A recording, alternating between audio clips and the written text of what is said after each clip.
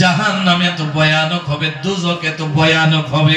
দুজকের মধ্যে যাদেরকে দেওয়া হবে তাদেরকে যে ইউনিফর্ম পরাইয়া দেওয়া হবে। এই যে মাদ্রাসার ছাত্র ভাইয়েরা বসে রয়েছে, পাঞ্জাবি আর পায়জামা আছে না নাই? স্কুলে যারা যায় স্কুলের ইউনিফর্ম থাকে কি থাকে না? জুড়ে বলেন। এ মুসলমান, দুনিয়ার জেলের মধ্যে দিলেও জেলের জন্য জেলের ইউনিফর্ম থাকে। আল্লাহ যে জাহান্নামে দিবে, দুজকের মধ্যে দিবে, ওই দুজকেরও ইউনিফর্ম আছে না নাই? আল্লাহ নবীর কাছে জিবরিল ডেকে ডেকে বলেন, ও নবী গো, যে দুজকের মধ্যে থাকবে মরা রক্ত আর পুষ দিয়া যে আমাদের ফুটুম হয়, আমরা কই কি কই না? জুড়ে বলেন। এটা গালানোর পর যে পুষ বের হয়ে যায়, এই পুষ আর মরা রক্তর সাগরের মতো থাকবে।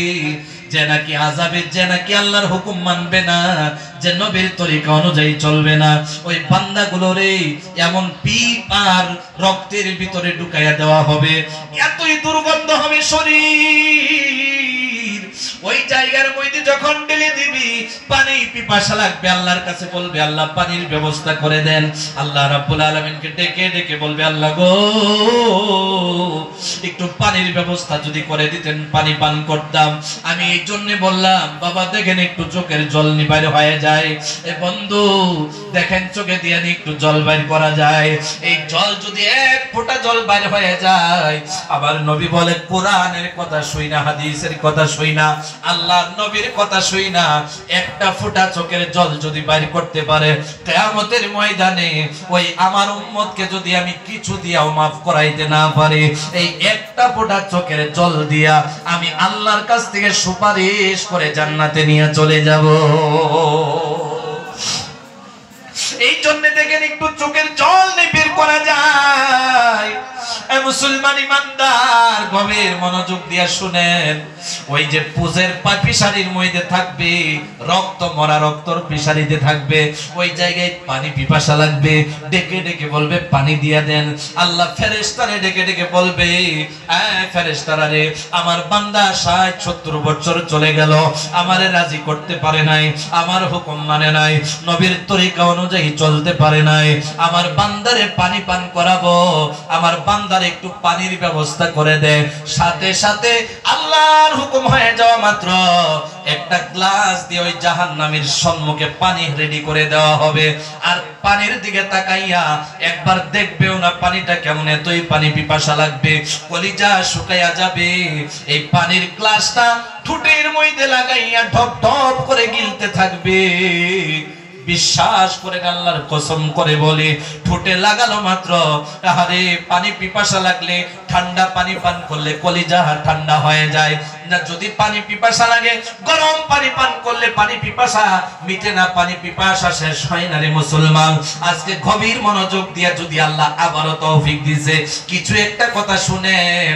আল্লাহ রাব্বুল আলামিন বলে দিছে, পানিটা হাতের মধ্যে নিয়ে ডব ডব করে গিলবে, ঠোঁটে লাগানো মাত্র ঠোঁট গলে গলে পানির মধ্যে পড়ে যাবে, দাঁতে লাগানো মাত্র দাঁতগুলা গলে গলে পানির গ্লাসের মধ্যে পড়ে যাবে, যেই জায়গা দিয়ে যাবে পুরে পুরে সারকার হয়ে যাবে।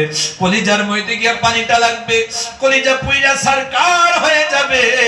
হে বাবা, পায়ে হাত ধরে বলি, এ মুসলমান হাতটা বাড়ায় দেন, হাতে ধরি বাবা, দাড়ি পাইকে গেছে, চামড়া টিলা হয়ে গেছে, দাঁতগুলা নড়াচড়া করতেছে।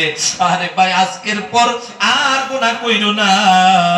পানি পিপাসা লাগবে, এত কষ্টের পানি পাবে, এরপরে খিদে লাগবে, আল্লাহ রাব্বুল আলামিন কি ডেকে ডেকে বলবে, আল্লাহ এত খিদে লাগছে, একটু খাবার যদি ব্যবস্থা করে দিতেন, বুকটা মিটাইতাম গো আল্লাহ। আল্লাহ ডেকে ডেকে ফেরেশতারে বলবে, এ ফেরেশতা, আমার বান্দার পানি পিপাসা লাগছে, আমার বান্দার পানি পিপাসা লাগছে, পানি দিয়া দিলাম, খিদা লাগছে, ভুক লাগছে, খাবারও ব্যবস্থা করা লাগবে, আমার এই বান্দার জন্য এই পুষগুলার মরা রক্ত দিয়া আমার সম্মুখে দিয়া দাও, আমার উম্মতের সম্মুখে দিয়া দাও, আমার জাহান্নামী বান্দার সম্মুখে দিয়া দাও। 1 বছর চলে যাবে, 1 মাস চলে যাবে, 1 সপ্তাহ চলে যাবে, এত খিদে লাগবে রে ভাই, এটা দেখতে দেরি হবে, আর তাকায়া দেখবে না, এই পুষ আর মরা রক্ত ডব ডব করে গিলে গিলে পেটটা ভরবে, ডব ডব করে গিলবে রে ভাই।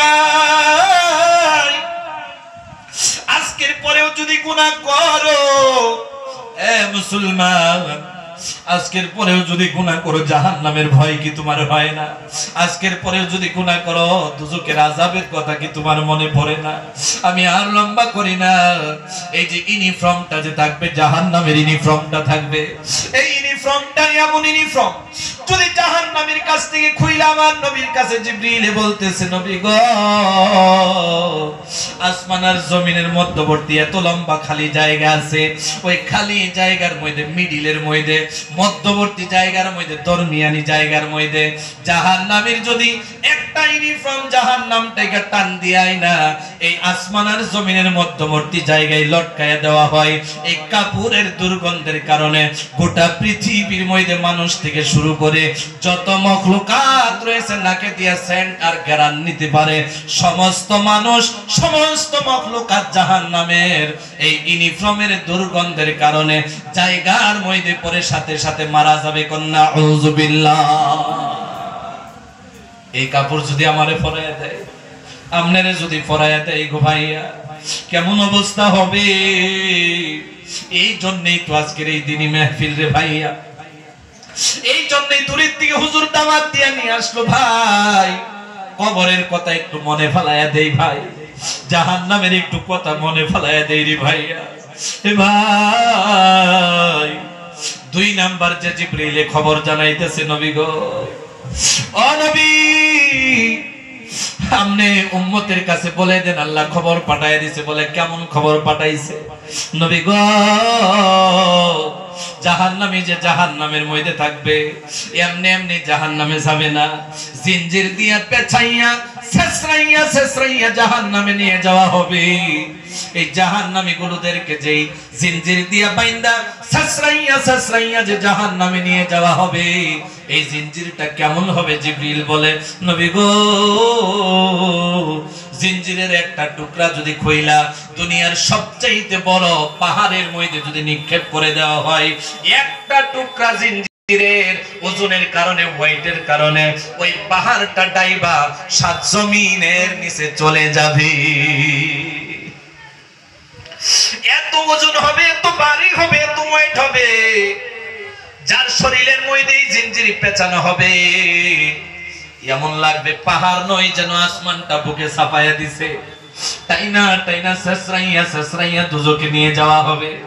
এ বাবা রে, জিবরিল বলে, নবী আরো বলতে চাই কিন্তু আপনি কান্দা শুরু করছেন। ও নবী আর বলতে চায় না।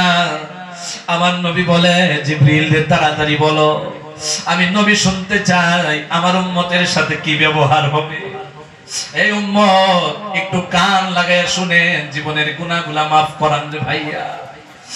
আল্লাহ নবীর কাছে জিবরিল বলে, ও নবী গো 3 নাম্বার যে দুজকের যে আযাব হবে একটু গভীর মনোযোগ দিয়ে শুনেন বাবা।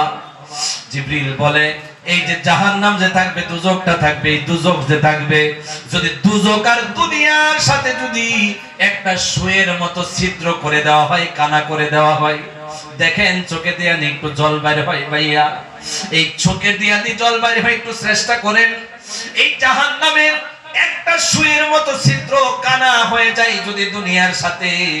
জিবরিল বলে, নবী গো এতই আযাব হয় দুজকে, এতই আযাব হয়, একটা সুয়ের কানা দিয়া যে আযাবের তাপগুলা দুনিয়ায় আসবে, আসার সাথে সাথে দুনিয়ার সমস্ত মখলুকাত মানুষ থেকে শুরু করে জায়গার মধ্যে মিনিটের মধ্যে পুইরা ছাই কয়লা হয়ে যাবে। বলেন না আউযুবিল্লাহ। একবার বলেন না আল্লাহু আকবার। আরো জোরে বলেন আল্লাহু আকবার। আল্লাহ যেন আমাদেরকে মাফ করে দেয়, বলেন আমিন। আল্লাহ যেন আমাদেরকে জাহান্নামের স্বাদও দেয় না, বলেন আল্লাহুম্মা আমিন। আল্লাহ জীবনে যা কিছু করলাম, আজকে এতগুলা মানুষ নিয়ে বসলাম, আমার থেকে শুরু করে যারা বসছে আল্লাহ কেউ এই জাহান্নামের মেহমান বানায়েন না, বলেন আমিন। এখন আমরা কিছু একটা আযাবের কথা শুনলাম, এখন আপনারা বলেন দুজক যে আছে দুজক কয়টা? টোটাল দুজক কয়টা জোরে কোন? দুজক যখন কইয়াই যাইছি দুজক কয়টা জোরে কোন? দুজক হলো সর্বমোট 7টা। জোরে বলেন কয়টা? 7টা। আওয়াজটা দিয়ে কোন কয়টা? উড়াউড়ি করবেন না ভাই, দুয়ার দিকে চলে যেতেছে। দুজক সর্বমোট কয়টা? 1 নাম্বার দুজকের নাম হলো হাওয়া। সবাই সাথে সাথে বলবেন,